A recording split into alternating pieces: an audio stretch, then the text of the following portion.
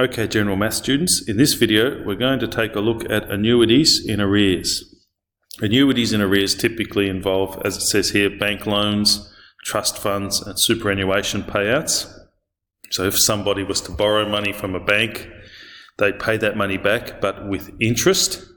So interest would be added on each period. Trust funds are kind of the reverse of that, where an institution like a bank would have some money that belonged to somebody, might have been saved up for them by their parents or grandparents perhaps, and they pay that money to that individual, but they include interest on top of that, so they actually pay them back more than what was originally in the fund. Superannuation payouts are really similar to that as well. Now the formula is down below, and you can see all the different variables there. Unfortunately, we've used P earlier for compound interest, and we're using it again here. That's not ideal. And this time it's not the principal, but it's the amount owed with N periods remaining. R is the size of each payment. That stays the same from annuities in advance. The interest rate per period is adjusted in the same way. What's different with annuities in arrears is this N value is the number of periods remaining. We've been looking at number of periods elapsed or gone by for compounding interest and annuities in advance. With annuities in arrears, it works a little bit differently. Let's have a look at an example to illustrate this. Okay, so we'll look at this one. We've got a personal loan that's being repaid with these monthly payments of this amount here for over 20 years at this interest rate compounding fortnightly. So there's the important information there. Now we're not sure what the size of the loan is. We're asked to calculate it. So let's use the annuities in arrears formula to do that.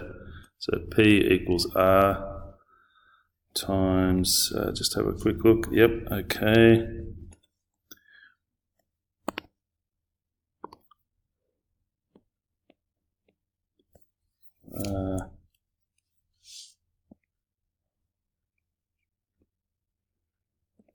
So 1 minus, bear with me,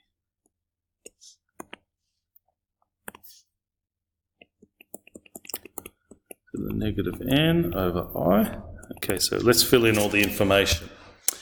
We know that R is 157.47.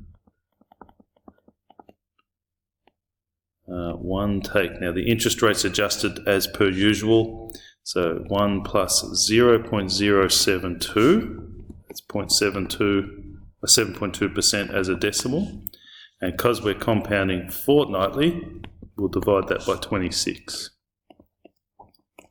Okay, so here's the bit that's different.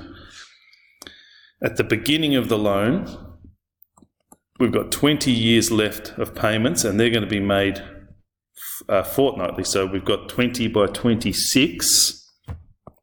20 by 26 makes 520 periods remaining. In the formula, it's always a negative power. And then we divide by the interest rate again. Okay, so go ahead and try and put that into the calculator.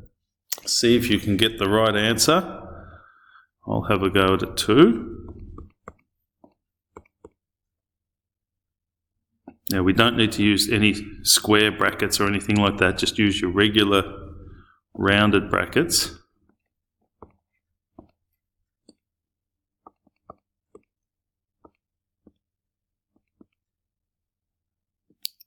So important that you practice this.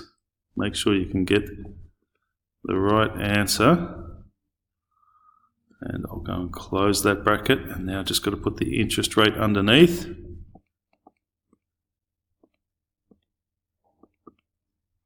Okay, and we get 43,364.63 cents. So 43,364 and 63 cents. Okay, So that's all for part A there. So I better actually write this over here. So I've got room to do part B. Okay, so that was the size of the loan. Okay, now in part B they're asking how much is owed after 2 years. So after 2 years, we've got to think rather than 2 by 26 payments that have elapsed, being 52 payments, we've actually got to think, okay, how long is left in this loan? So after 2 years, there's still 18 years left because it was a 20-year loan. So after 2 years, we're down to 18 years. So the end value is going to be 18 years by 26. That's how many payments are remaining. So 18 by 26 gives us 468 payments remaining. That's going to be our end value. Everything else is going to stay the same. So P equals 157.47. And we write everything's the same. We're just changing the end value for the number of periods remaining. And that'll be negative 468. So you might want to pause the video now and try this on the calculator, see if you can get the same as what I get. Okay, and I get this.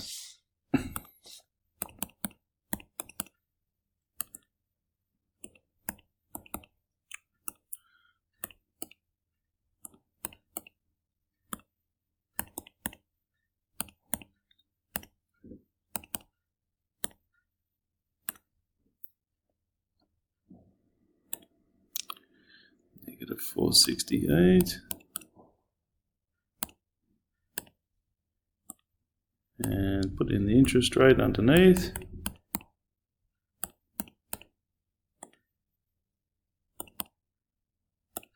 And we get $41,276.87.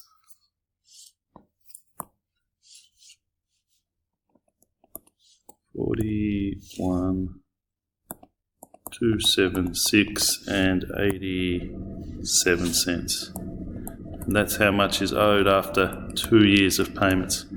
Righto, so it works a little bit differently, really just around about the end value. That's how things are a bit different for annuities in arrears. But as usual, you should go ahead and look at the description for the video, try those questions.